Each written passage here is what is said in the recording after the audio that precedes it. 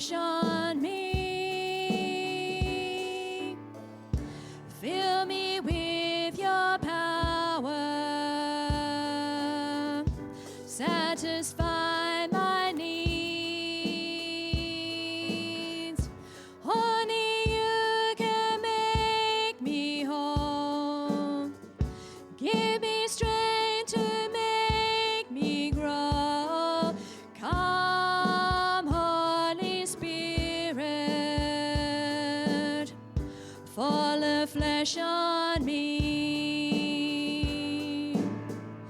Come, Holy Spirit, fall afresh on me. Fill me with your power. Satisfy my needs. Only you can make me whole. Give me strength to make me grow. Come, Holy Spirit, fall afresh on me.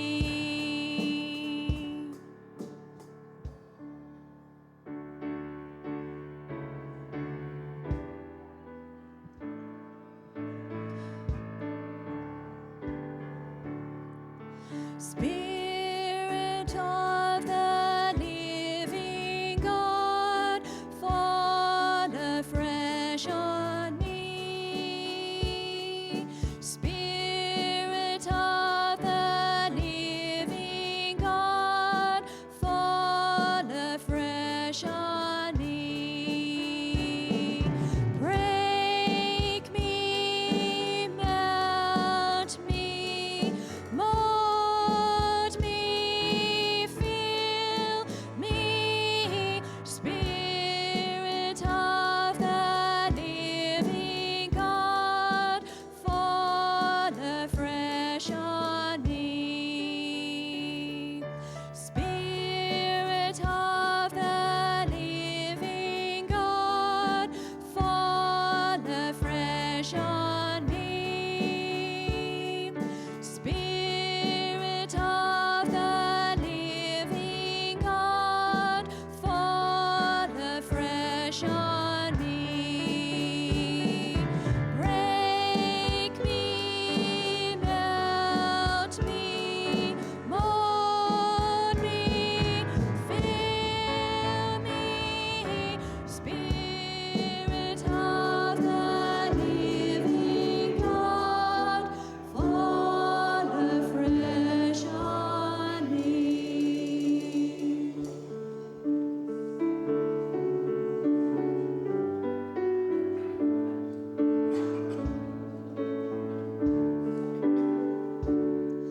The steadfast love of the Lord never ceases. His mercies never come to an end. There is new every morning, new every morning. Great is your faithfulness, O Lord. Great is your faithfulness. The steadfast love of the Lord never ceases. His mercies never come to an end. They are new every morning, new every morning. Great is your faithfulness, O Lord. Great is your faithfulness.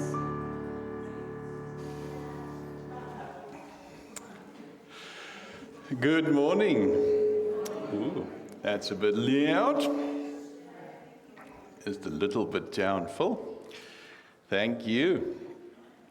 So we simply assume that because it's Mother's Day, that a few mothers would be out and about and spending time with their families, and we hope that they will, at the end, join us in worship online, rather throughout the week.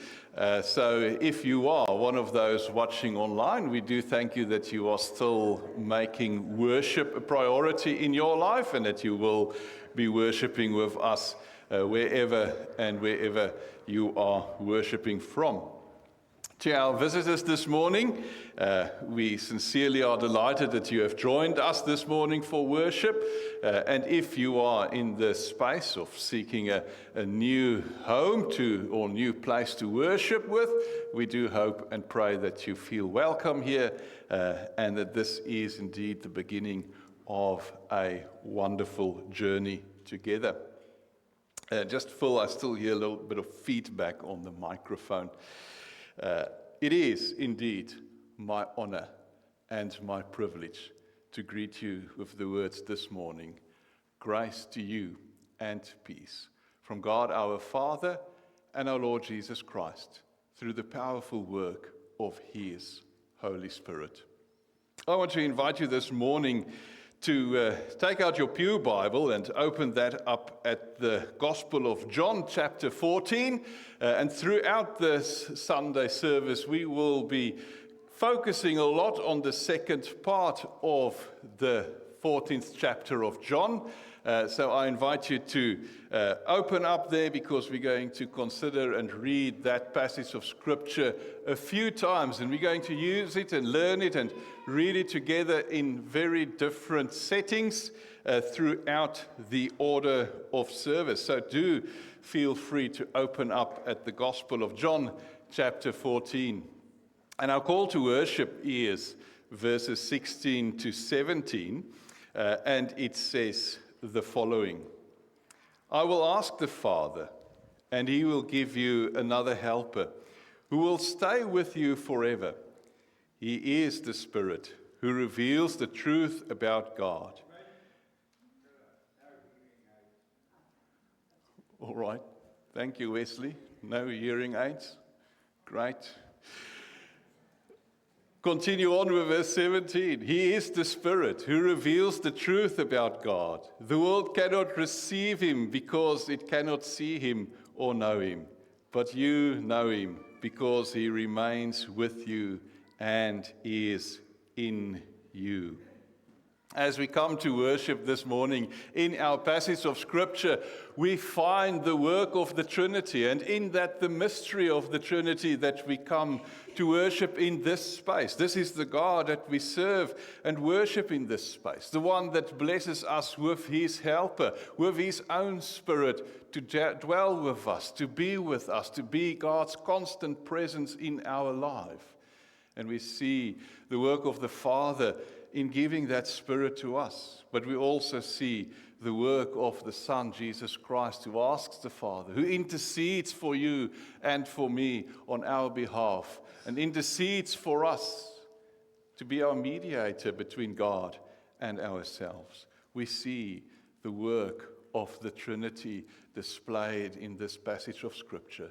And that is the God that we serve in this space, in this place. God the Father, the Son, and the Holy Spirit. And I invite you to stand with me and sing our hymn of praise, the King of Kings.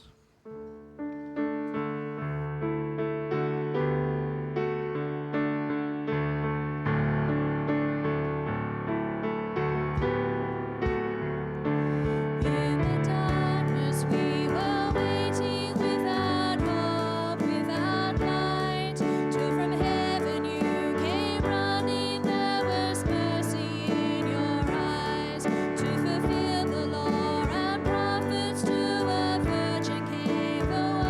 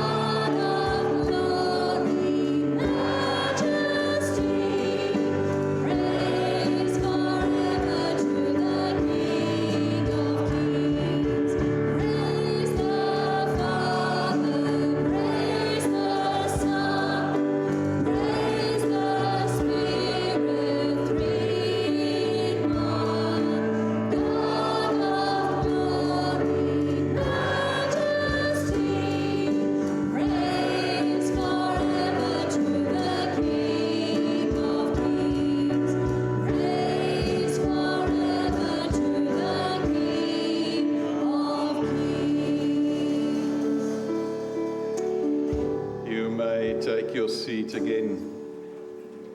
Our will of God is, of course, taken out of the Gospel of John, chapter 14, verses 15 to 31, and I read it for us. If you love me, you will obey my commandments.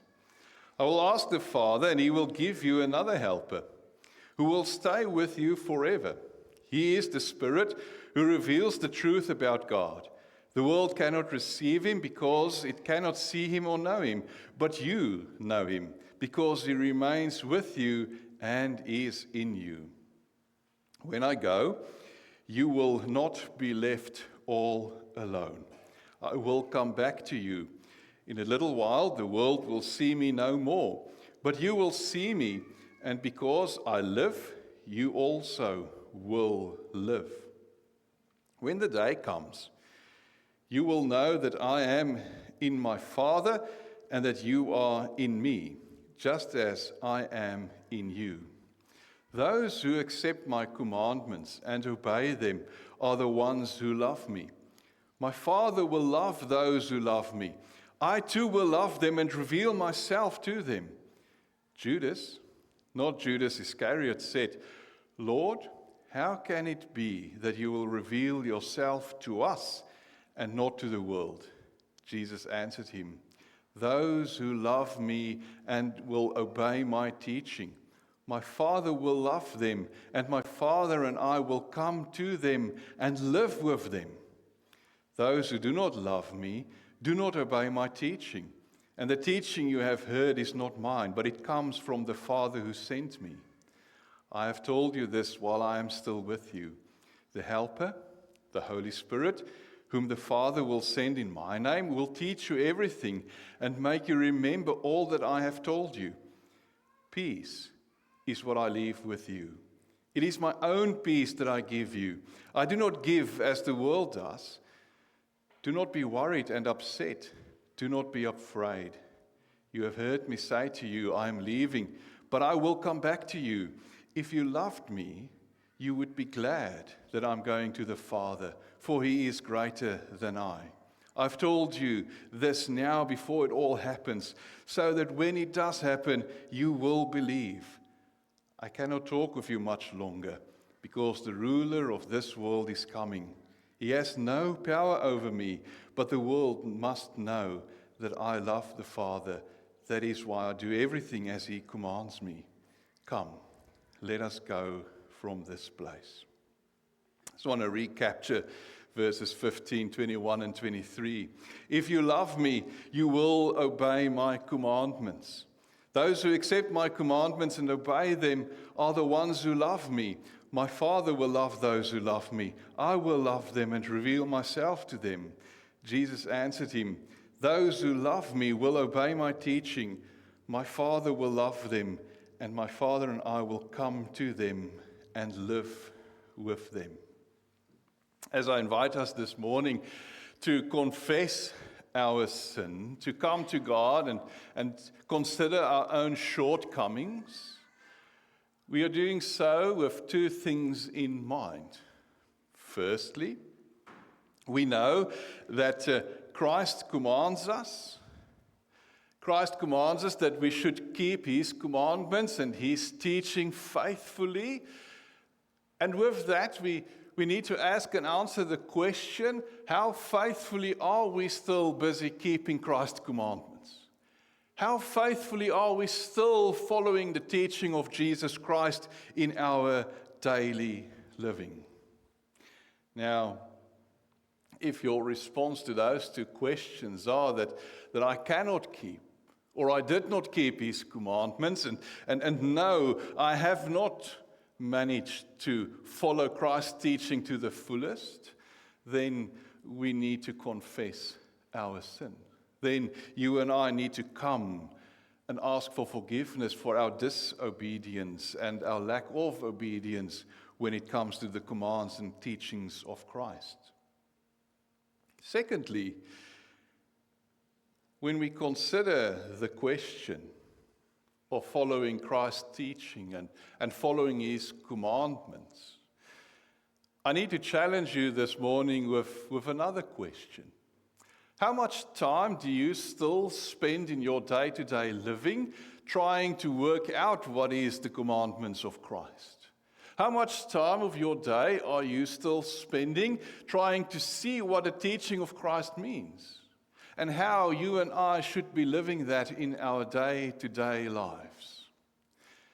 Perhaps, before we get to the first question of being obedient to Christ's commandments and to follow His teaching, we need to consider this. Are we still putting in the effort to get to know Christ, to learn His commandments, to put them into practice? Perhaps this morning we are not just confessing our lack of obedience, but we are also confessing all the reasons that we find that keeps us away from getting to know Christ's commandments in the first place, to follow His teachings in the first place.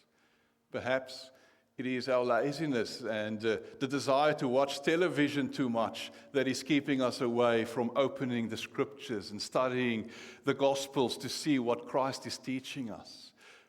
Perhaps it is our busyness, that we don't prioritize our relationship with God enough, that we do put in the time to get to know the commands of Christ, the teachings of Christ, so that we in fact can be obedient to those.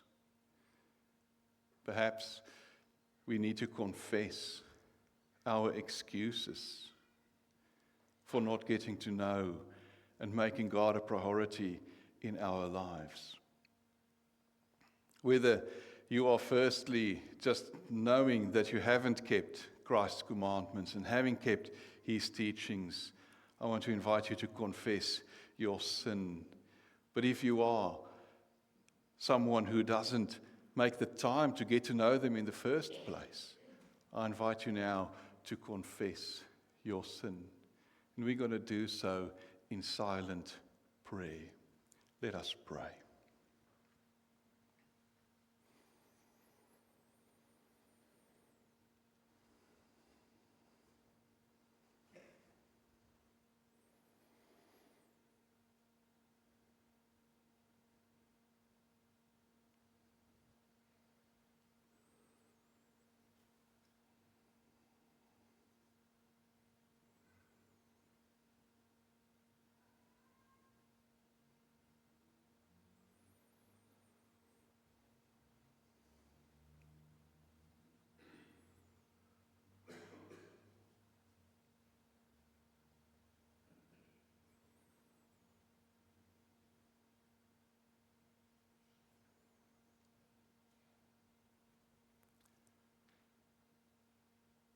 Lord, I confess my busyness, my laziness, all the things that I place in front of you.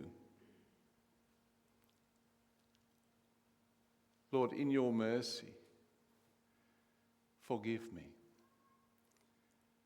And Lord, where I know your commands and your teaching and do not obey and follow them, I ask your forgiveness. And in your mercy, forgive me. In Jesus' name we pray. Amen. Our declaration of forgiveness begins in John 14, verse 27.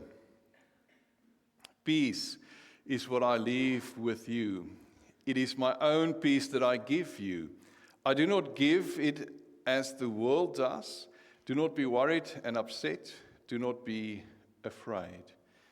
And then in Romans 5, verse 1, we find the following. Now that we have been put right with God through faith, we have peace with God through our Lord Jesus Christ. See, peace in the Jewish community was an aspect of a relationship being in order, that the relationship was in right order between people. If there was peace, there was no issues. There was nothing to disrupt that peace, and the relationship was intact. And when we consider the peace that Christ gives us, It is that restoration of that relationship between us and God. It is through the work of Christ that we have that peace. And as Christ said in this passage, at this teaching, while he was speaking with his disciples, that the world cannot give you that peace. It is only Christ that can give you that peace, that restored relationship between us and God.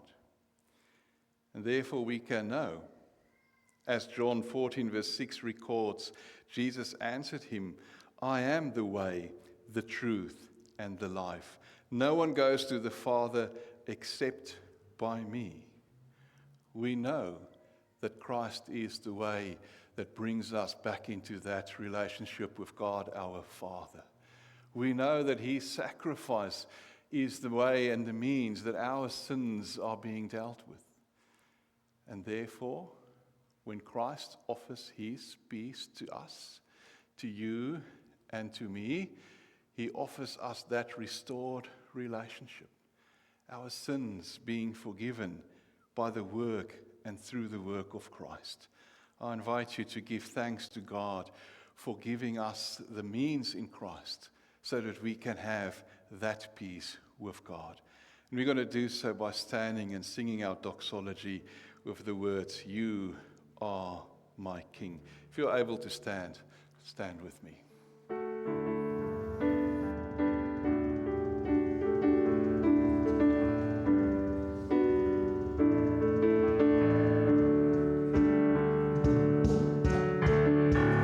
I'm forgiven because you were forsaken. I'm accepted, you were condemned. I'm alive and now your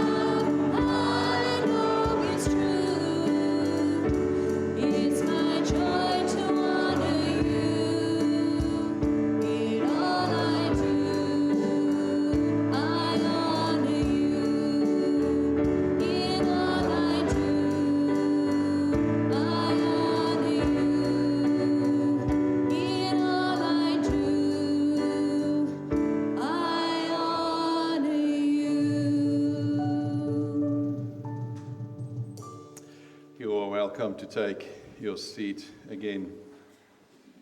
If your Bible is not yet open at the Gospel of John, chapter 14, I do invite you to open them again, because our scripture reading this morning is taken from the Gospel of John, chapter 14, verses 15 to 31.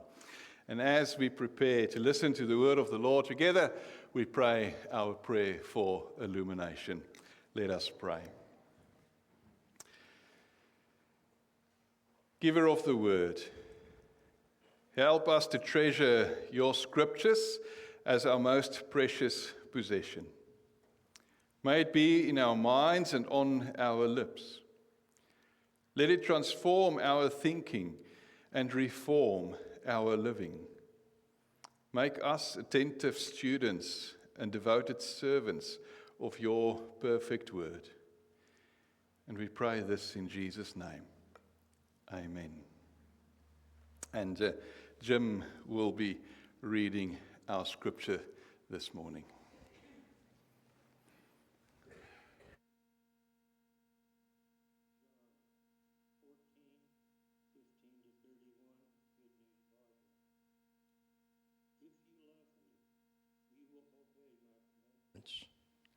I will ask the Father, and he will give you the Helper who will stay with you forever. He is the Spirit who reveals the truth about God. The world cannot receive him because it cannot see him or know him. But you who know him, because he remains with you and is in you. When I go, you will not be left all alone. I will come back to you. In a little while, the world will see me no more. But you will see me because I live. You also will live. When the day comes, you will know that I am in my Father and that you are in me. Just as I am in you, those who accept my commandments and obey them are the ones who love me. My Father will love those who love me. I too will love them and reveal myself to them. Judas, not Judas Iscariot, said, Lord, how can it be that you will reveal yourself to us and not to the world? Jesus answered him, those who love me will obey my teaching. My Father will love them, and my Father, pardon me, I lost my point. My Father will love them, and my Father and I will come to them and live with them. Those who do not love me do not obey my teaching, and the teaching you have heard is not mine, but comes from the Father who sent me. I have told you this while I am still with you. The Helper, the Holy Spirit, whom the Father will send in my name, will teach you everything and make you remember all that I have told you. Peace is what I leave with you. It is my own peace that I give you. I do not give as the world gives. So do not be worried and upset, and do not be afraid. You heard me say to you, I am leaving, but I will come back to you. If you loved me, you would be glad that I am going to the Father, for he is greater than I. I have told you this now before it all happens, so that when it does happen, you will believe. I cannot talk with you much longer, because the ruler of this world is coming. He has no power over me, but the world must know that I love the Father. That is why I do everything as he commands me. Come, let us go from this place.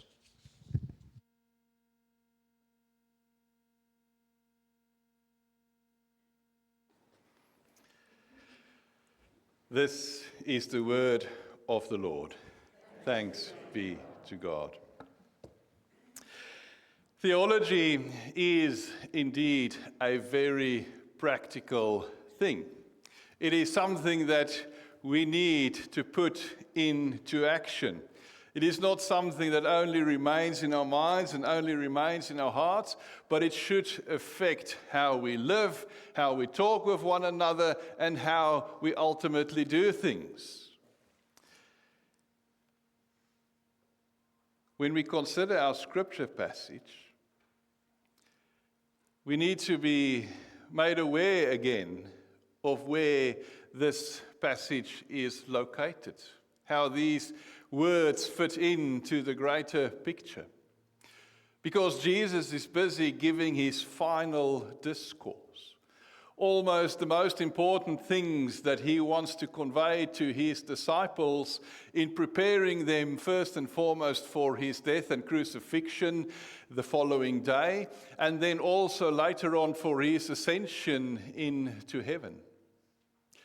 For the time that Jesus is no longer with his disciples. It is interesting that in chapters 13 and 14 that the concentration would be that of love. First and foremost, that Jesus demonstrates that through certain actions around the Passover meal. But I think more likely because Jesus knew that his very own disciples would not understand how to act out love, because one of his disciples betrayed him. Others denied him, and others simply scattered. The final teaching at the Passover meal that starts in the previous chapter is this instruction, this new commandment that Jesus is giving to his disciples. And we find that in verse 34. And I give you a new commandment. Love one another as I have loved you. So you must love one another. And as the teaching unfolds, we begin to realize that we should have love for Jesus Christ as well. In fact, in our scripture passage that we have read together, not once, not twice, not 3 times, but 4 times, Jesus Christ questions to a certain extent if there is love among his disciples, those who gathered around him to celebrate the Passover meal.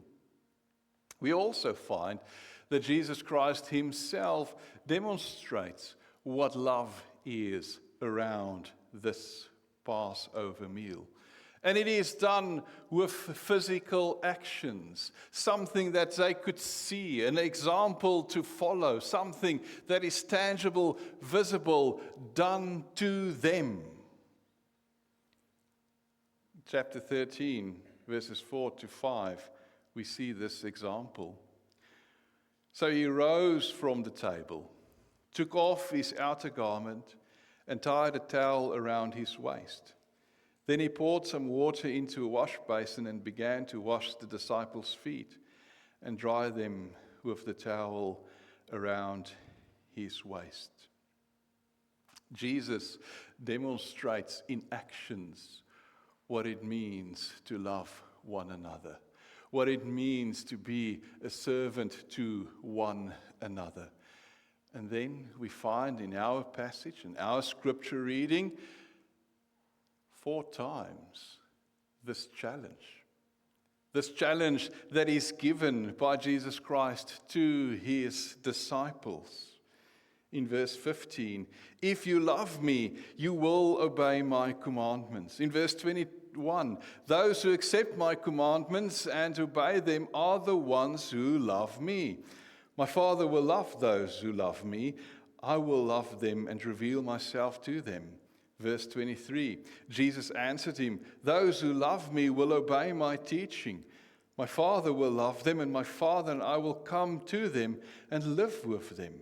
And verse 28, you heard me say to you, I am leaving, but I will come back to you.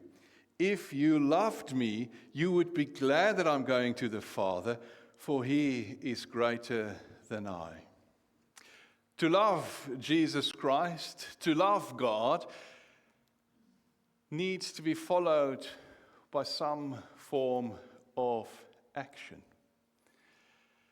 Something that we need to be busy doing in our lives to show that we love Jesus Christ. It is not just something in the head, it's not just something in the heart. But we are called up to action as disciples of Christ to show that we love him by following his commandments and obeying them and to follow his teaching. And in this very moment and in this very space where Jesus is talking with his disciples, in verse 28 we even see that we need to express certain emotions if we love him. If you loved me, you would be glad that I'm going to the Father, for he is greater than I. Love. And our love for Jesus Christ, our love for God, should go with corresponding actions. I'm reminded of something that James has written down for us. Now, he doesn't necessarily use the term love, he used the term faith. And in James chapter 2, verse 14 to 18, we find the following. My friends, what good is it for one of you to say that you have faith if your actions do not prove it? Can that faith save you? Suppose there are brothers or sisters who need clothes and don't have enough to eat. What good is there in your saying to them, God bless you, keep warm and eat well, if you don't give them the necessities of life? So it is with faith. If it is alone and includes no actions, then it is dead. But someone will say, one person has faith, another has actions. My answer is, show me how anyone can have faith without actions. I will show you my faith by my actions. I wonder if Jesus Christ is not challenging his disciples in that very moment. In that very moment to say, look at your actions. What is that communicating? Look at what you are doing. What is that showing? In the same line as James, when people look at your actions, will it not just show your faith, but will it also show that you love Christ and that you love God? Jesus said earlier in chapter 13, verse 35, if you have love for one another, then everyone will know that you are my disciples. If you have love for one another, then everyone will know that you are my disciples. When it comes to following Christ, when it comes to loving Christ, when it comes to obeying his commandments, and let's say one of his key and primary commands that he has been given to us, and especially around the Passover meal that he celebrated with his disciples, is that to love one another like he loved us, like he loved his disciples. And it was proven by the actions of Jesus Christ, not just at that table, but also on the cross, also in his death, also in his resurrection. And we are challenged. We are challenged with the question, if you love God, if you love Jesus Christ, does your actions show it? When people look at your actions, will they see from them that you actually love God, that you are actually obeying Jesus Christ and His teachings and His commands that He has been given to us? What does your action say about yourself? What does your action say where your love is? What does your action say about your relationship with God? When we think of love, we need to be realistic and also accept and know that it is a relationship word. It is something that's used in relationship.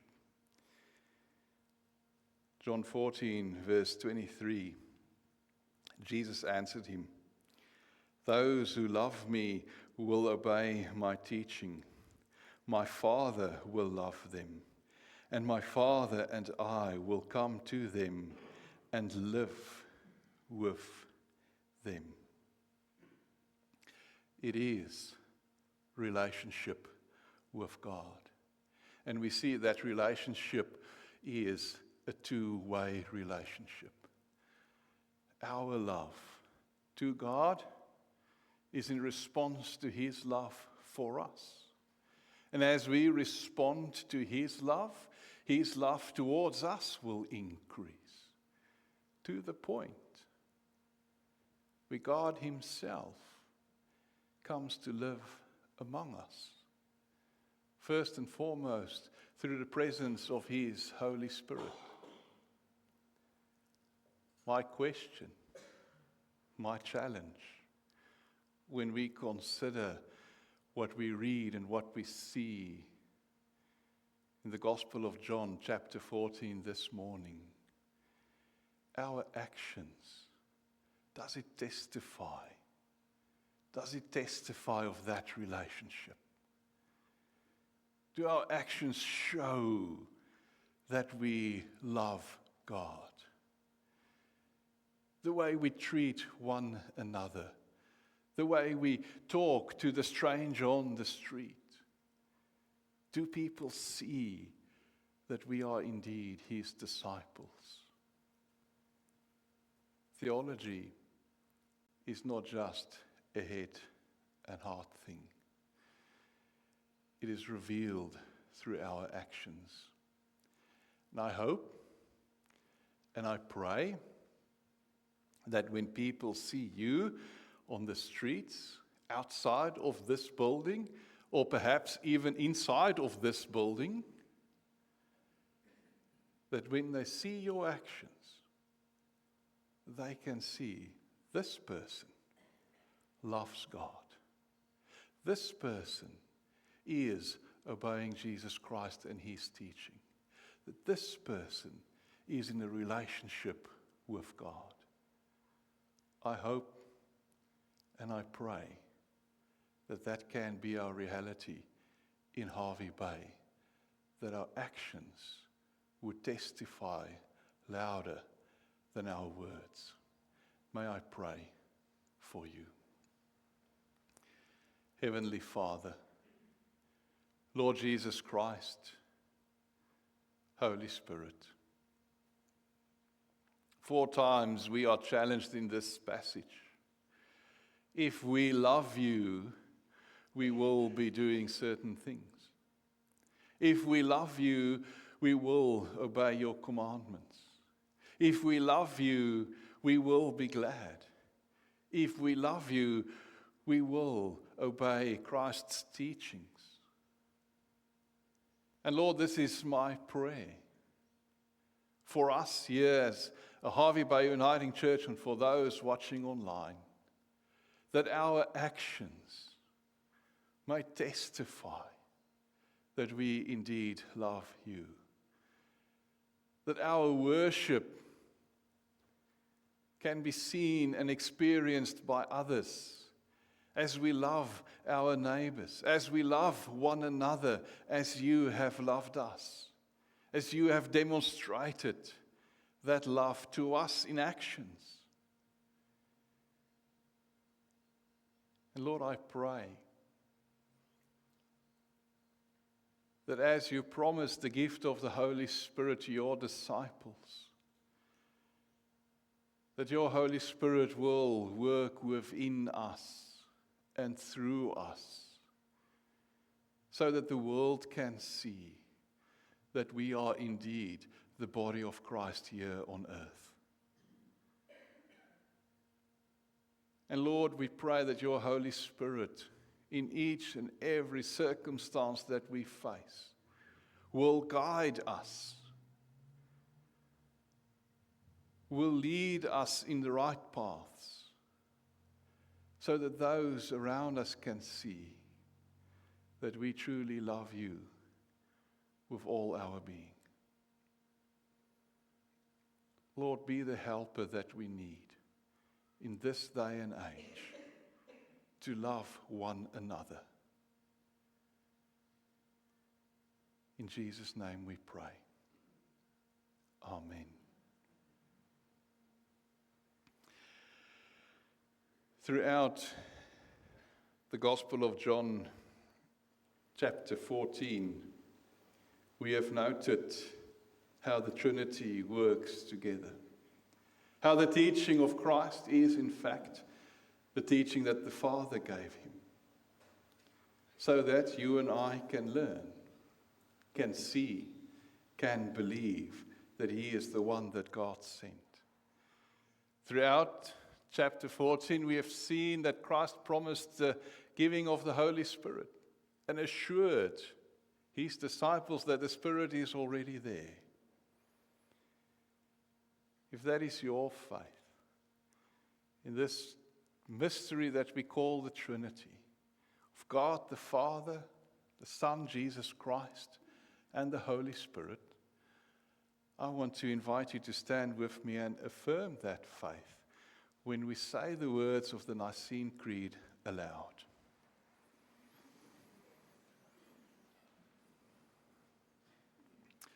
We believe in one God, the Father, the Almighty, maker of heaven and earth, of all that is seen and unseen. We believe in one Lord Jesus Christ, the only Son of God, eternally begotten of the Father, God from God, light from light, true God from true God, begotten, not made, of one being with the Father. Through him all things were made. For us and for our salvation, he came down from heaven, was incarnate of the Holy Spirit and the Virgin Mary, and became truly human. For our sake, he was crucified under Pontius Pilate. He suffered death and was buried. On the third day, he arose again, in accordance with the Scriptures. He ascended into heaven and is seated at the right hand of the Father. He will come again in glory to judge the living and the dead, and his kingdom will have no end.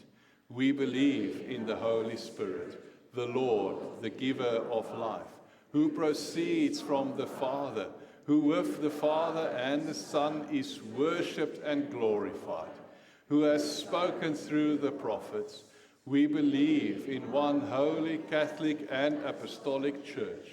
We acknowledge one baptism for the forgiveness of sins. We look for the resurrection of the dead and the life of the world to come. Amen.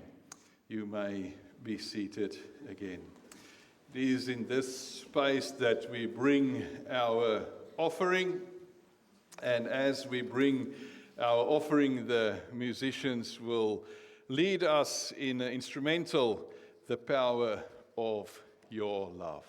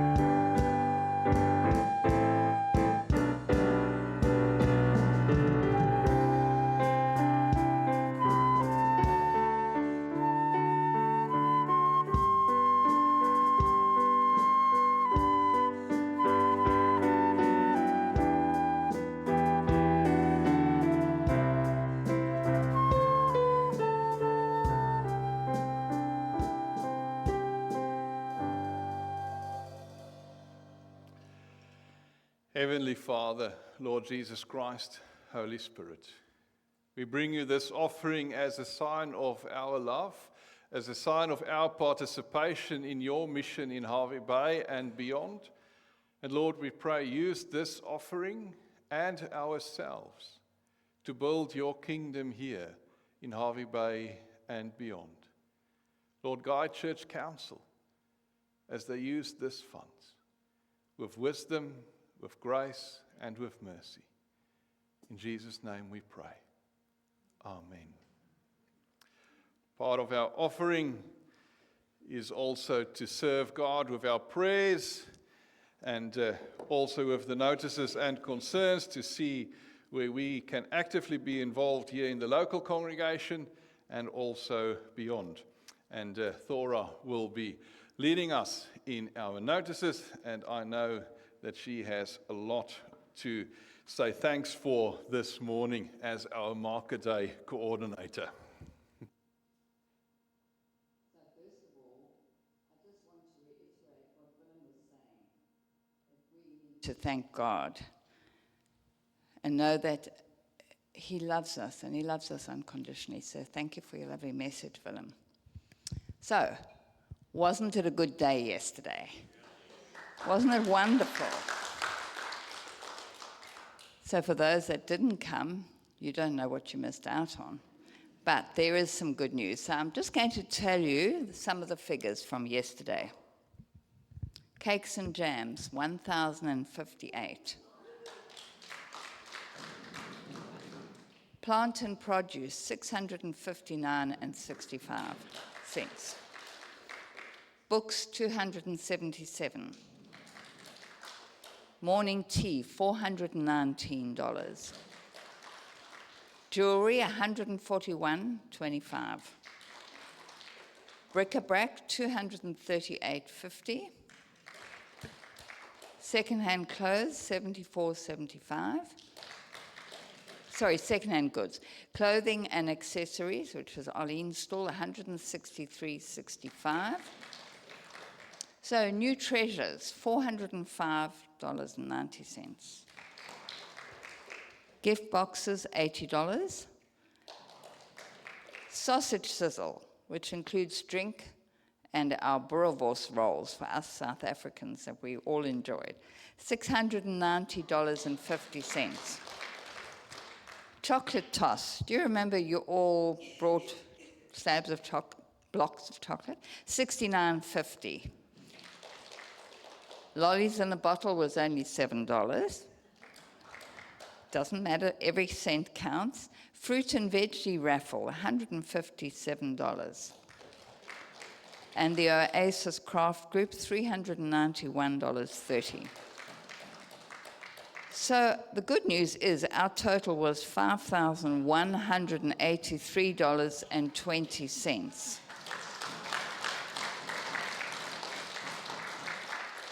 But the bad news, there's always got to be bad news, is we are $430 less than last year.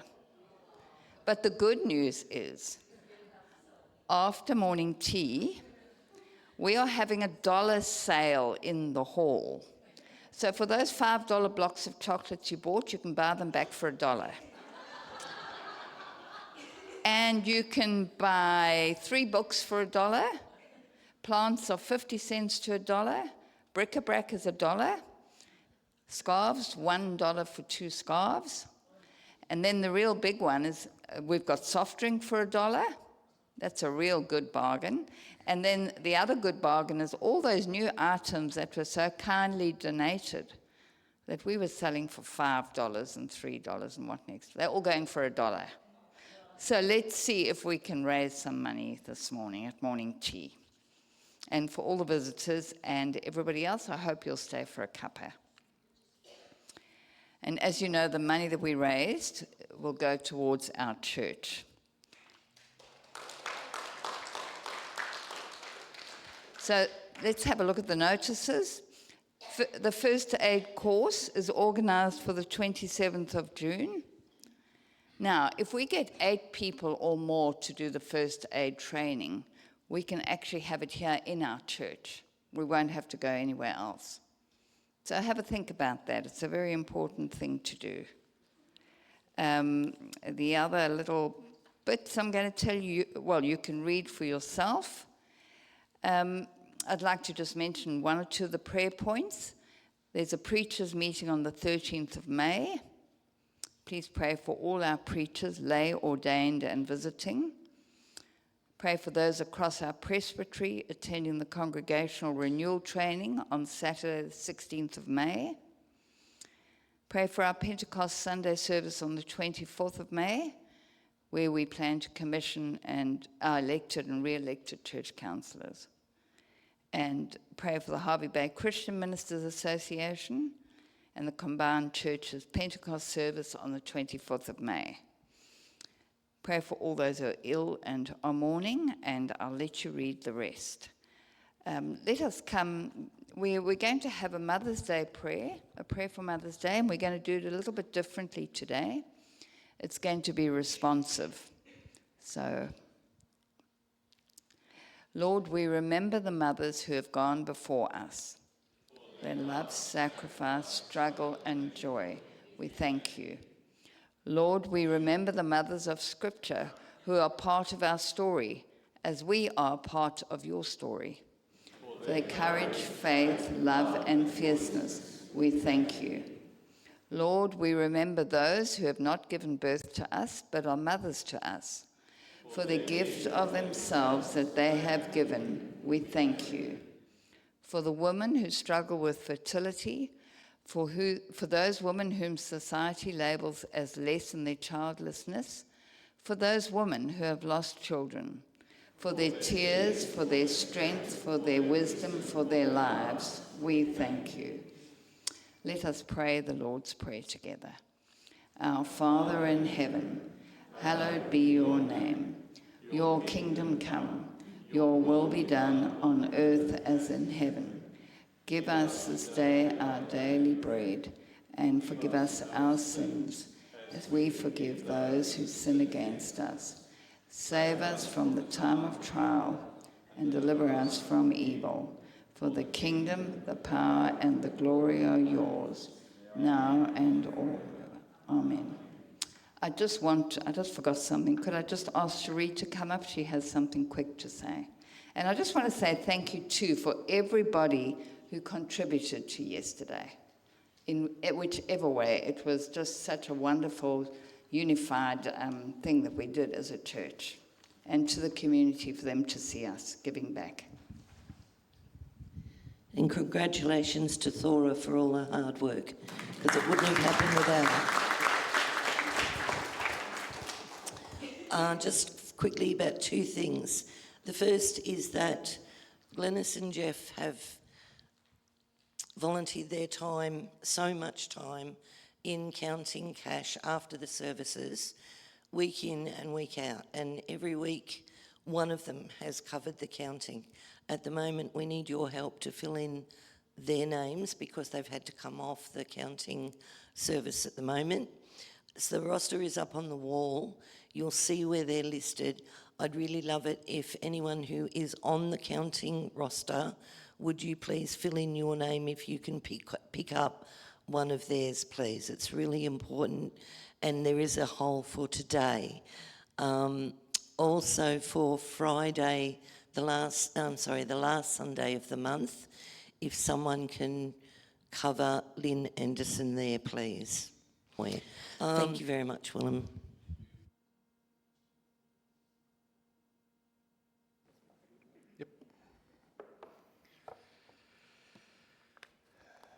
As we've had in January, Safe Church training is indeed an important part of our acts of worship. So I do encourage you that if you need to do your Safe Church training, to do so as soon as possible. Our closing hymn this morning is a hymn that reminds us that we show that we love one another. And it is the words of Brother, Sister, let me serve you. If you're able to stand, please stand with me as we sing our final hymn.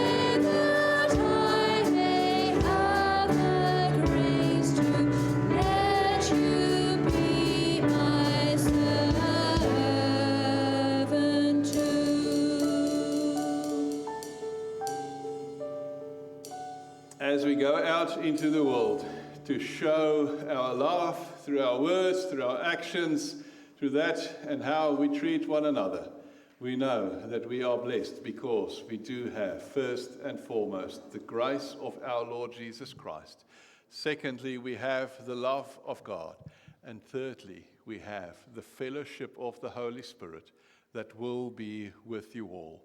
Go in peace to love and serve the Lord. In the name of Christ. Amen. Our benediction hymn is the benediction hymn as found in the Sing Hymnal 327.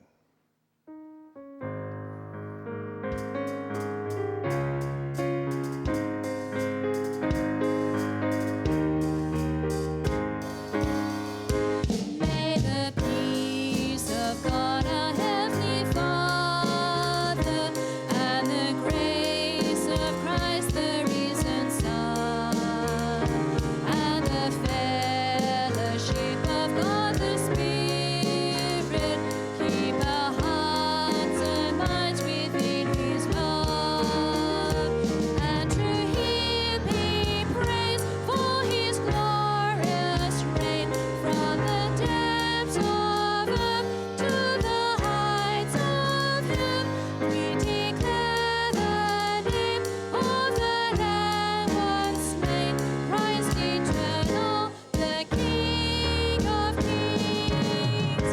May this peace which passes understanding, and this grace which makes us what we are, and this fellowship of His communion make us one in spirit and in heart. And to Him be praise for His glorious reign from the depths of earth to the heights of heaven. We declare the name of the Lamb once slain, Christ eternal, the King of kings. Christ eternal, the King of kings.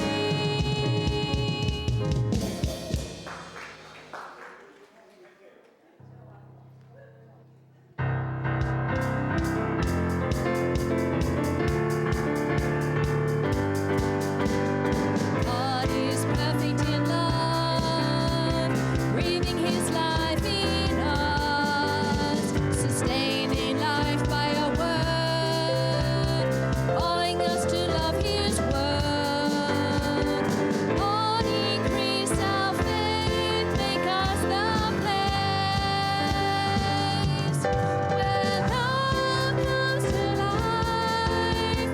Jesus, Church in the world, where love comes to life, at home, at work, at play.